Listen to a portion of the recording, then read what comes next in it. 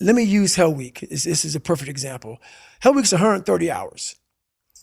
And 130 hours is a lot of seconds, a lot of seconds. And if you lose, let's say you win every second but one, you lost.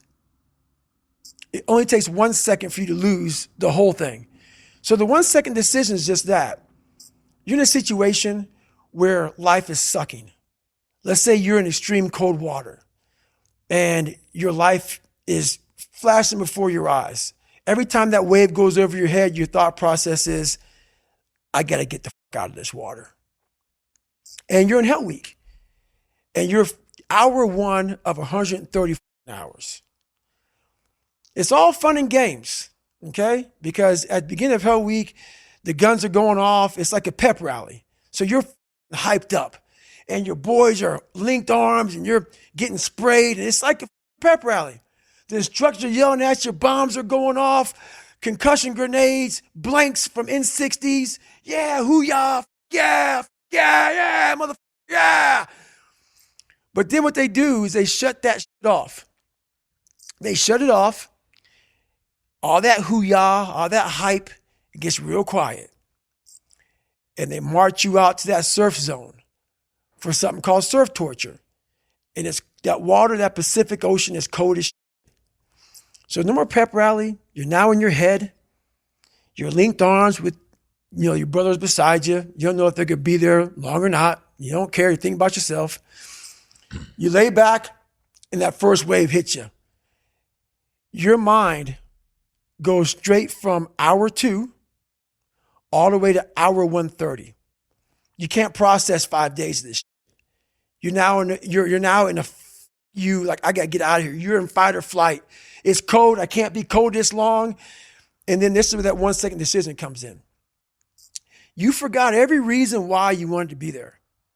You don't care about SEALs. You don't care about any of this shit. You don't care about fighting for your country.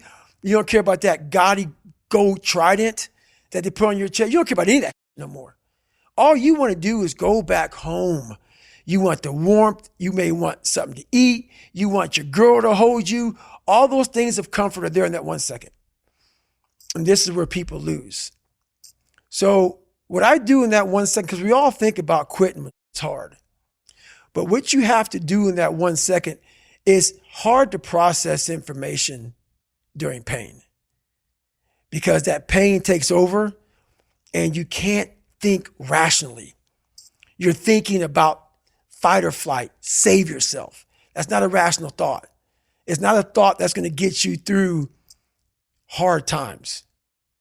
Most people fail that 1 second. So what happens, what I do in that 1 second, and there's a bigger process to all this, but in that 1 second, I physically stayed in that water. Because if I get out of the water, I quit. So I physically stay in the water, but mentally, I'm on the beach with the instructors. And the instructors, it's cold outside, so they got these parkas on. They got their cup of Joe, and they're warm because they've already been through it. So now it's your turn to go through it. So mentally, I get back with them. I'm still in the water physically, but mentally, I'm back with them. I'm chilling. I got my parka on, and now I'm thinking logically because I'm warm now. Mentally, I'm warm. I've taken that 1 second. Let's not quit yet, Goggins. Let's think about your options. Where are you going to end up if you quit this shit? Where are you going to go? What are you going to say to yourself? Because you know you're going to get warm. The second you get out of this water, you can take a shower and you could be warm. And in 5 days, you could be out. So I start thinking logically. I calm my brain down because your brain just wants to get the fuck out. Ring the bell, push your helmet down, get warm, and then you're really fucked. And these are the things you have to think about in the 1 second decision. So that's what that's all about. It's about gaining control of your mind, putting things back in the proper perspective, and then saying, I really do want to be here. And I'm going to have a bunch of these 1 seconds through this 130-hour journey. And I have to learn to control these because if I fail one of these 1 seconds, I will not be a SEAL. I will not be a doctor. I will not be a lawyer. I will not be whatever the fuck it is. So that's how important that 1 second decision is. It's all about your mind takes control of you. You have to say, fuck you. I run this motherfucker. And that's what that's all about. projecting yourself forward to see what are the consequences of failing, what are the consequences of stopping, is about as powerful of a motivation strategy as I can think of, because what you're doing is you're trying to optimize right now to stop the discomfort. That's right. But what you're going to pay for that in is shame and guilt and regret long term. That's right. So what you need to be able to do is bundle all of that up that is as yet unfelt, but will last for way, way, way longer. The future is much longer than now. That's right. The future is going to extend out up until the day that you die. And the now is just for now. And even 130 hours is just 130 hours. That's right. And you get to look back. And do you look back with pride and glory? Or do you look back with shame and guilt? That's it. That's the 1 second. You just summarized it right there. And most people fail those 1 seconds. And then that 1 second leads to 20 years, 30 years, 40 years of fuck. I have people who have been through training with me, Ranger School, SEAL training, Air Force training, and I get calls from them today, and they have great lives. And all they talk about is how they failed in that one moment. And they can't even enjoy their life now because they're now warm. They're now warm. There's no more suffering. There's no more suffering for me either. And we're in the same boat now. But you're suffering.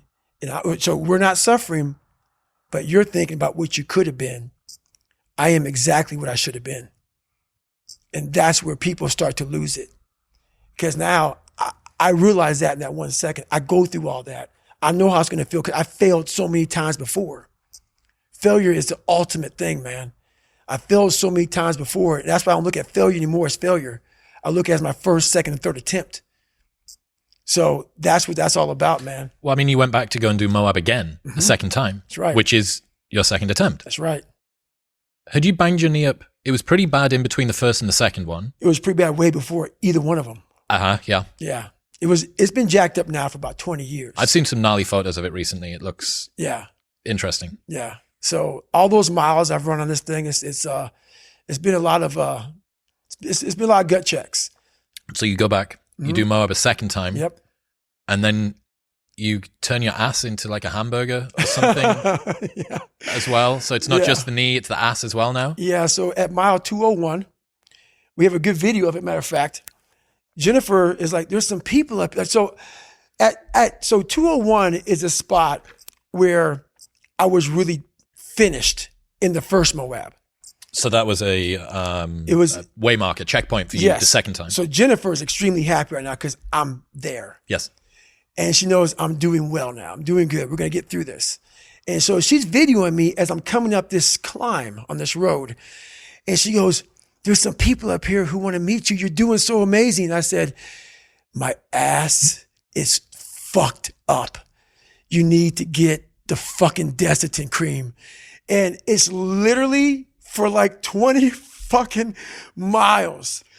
That, like, people don't get it, man. When you get raw like that, bro, and you're walking, because the chafing of my ass, it was hamburger meat. And I'm like, so she's all fucking happy and shit.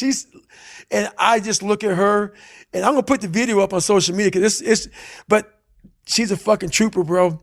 Hang on, so was there leakage? Oh yeah. That was on the video from behind?